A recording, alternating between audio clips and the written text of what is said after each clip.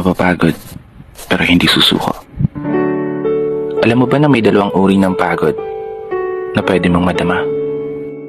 Una, yung pagod na itutulog mo lang at pagising mo, okay ka na. Pero may isang uri ng pagod na talagang kakaiba.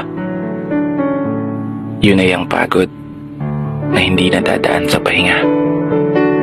Isang pagod na magpapahiwatig kung gaano kabigat ang mga problema mong daladala. Pagod na magpapanginig ng mga luha sa mata. Pagod na magdidikta sa'yo para sabihin ayaw mo na.